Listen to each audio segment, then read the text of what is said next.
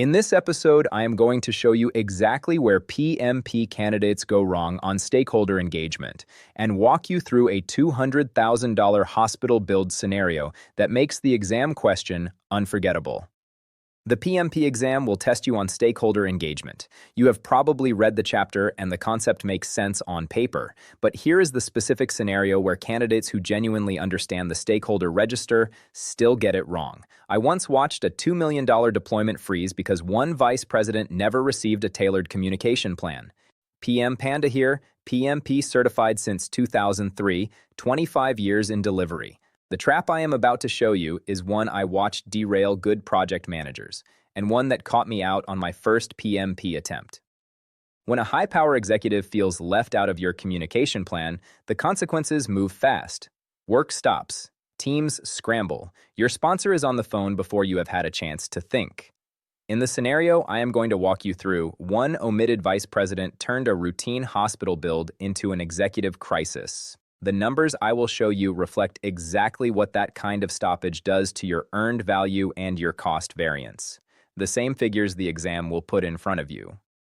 The PMBOK guide gives us two primary frameworks in the stakeholder domain.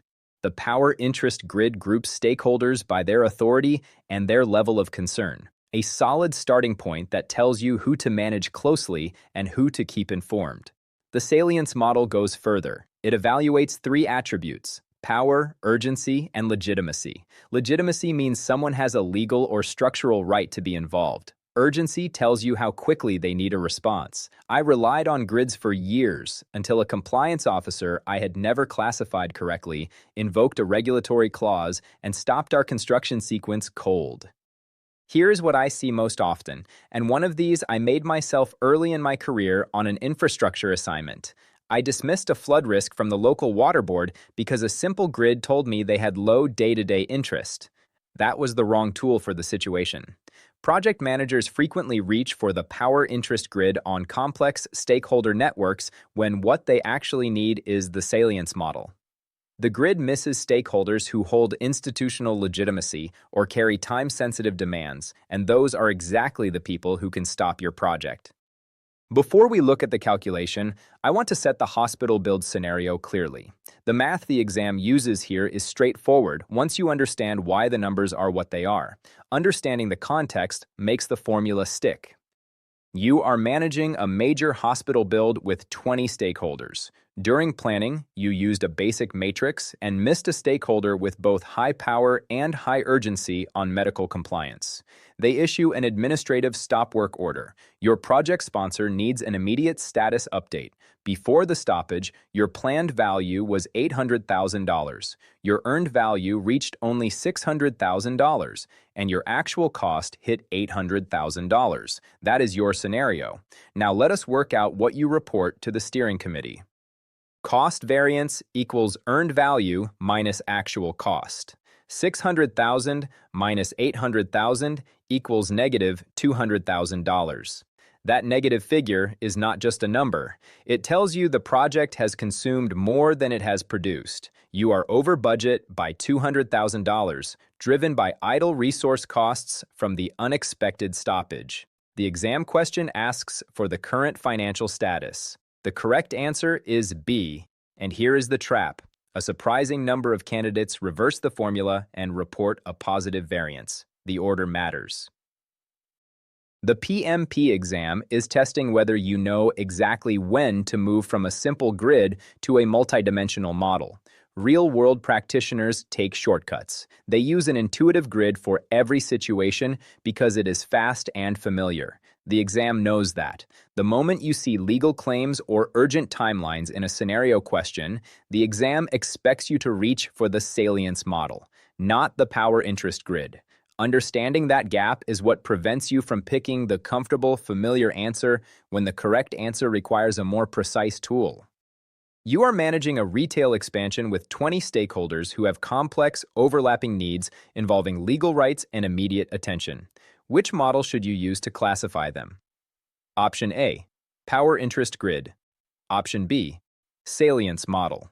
Option C, Stakeholder Engagement Assessment Matrix. Option D, Resource Breakdown Structure. Take a moment. Which one would you choose? The correct answer is B, the Salience Model.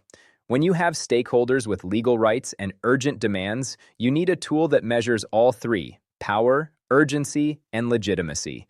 The power interest grid, option A, is the common trap here. It is the tool most practitioners know best, and on paper it looks like a reasonable fit. But it does not account for legitimacy or urgency as separate dimensions. The exam knows you will reach for it. That is exactly why this question is designed the way it is. Now let us bring in the numbers from the hospital build. A high-power stakeholder issues a stop work order on your hospital build. Before the stoppage, your planned value was $800,000. Your earned value was $600,000. Your actual cost was $800,000. What is your cost variance? Option A, $200,000. Option B, negative $200,000. Option C, 1.33. Option D, 0.75. Take a moment. Which one would you choose? The correct answer is B, negative $200,000. Cost variance is earned value minus actual cost, 600,000 minus 800,000. The negative result tells you the project is over budget. Option A is the trap. It gives you the same number, but flips the sign, and it is the most common error I see in practice questions. Reversing the formula looks plausible because both values are 200,000 apart. The exam is counting on that. Always start with EV minus AC in that order. Next question tests the practitioner gap directly. A project manager on a tech launch intuitively groups stakeholders by their authority and level of concern. The project has a complex network with legal claims involved. Why will this instinct fail on the PMP exam? Option A. The exam requires the Salience model for complex networks involving legitimacy. Option B. The exam requires the communications management plan instead. Option C. The exam prioritizes neutral stakeholders over resistant ones. Option D, the exam requires grouping by geographic location. Take a moment. Which one would you choose? The correct answer is A. The Salience model accounts for legitimacy and urgency. Two dimensions the power interest grid simply does not measure. This is the practitioner gap the exam is targeting. In practice, authority and concern grids feel like enough. They are intuitive, they are fast, and for most day-to-day stakeholder work, they hold up. But the moment your scenario introduces legal claims or time-sensitive demands, that instinct becomes a liability on the exam. The exam is not testing whether you know the grid. It is testing whether you know when the grid is the wrong tool. When I was preparing for my PMP, I mapped every stakeholder on my active projects using a power interest grid and thought I had the domain covered. What I did not understand yet was that legitimacy is a different kind of power. It does not show up in a box on a 2x2 matrix. The compliance officer who stopped our hospital build had every legal right to do so. I had just never thought to ask the question. Now I ask it on every project from day one. If someone has a legal or structural claim on your work, they belong in your salience analysis. Do not wait for a stop work order to find out. If this breakdown helped you see the difference between these two frameworks, the like and subscribe button tells me you want more of this kind of deep dive work. Open your stakeholder register today and review your active stakeholders for urgency and legitimacy, not just power and interest. That one check can save you from the most expensive surprise a project sponsor can deliver. I am Paul. Study smart. See you next week.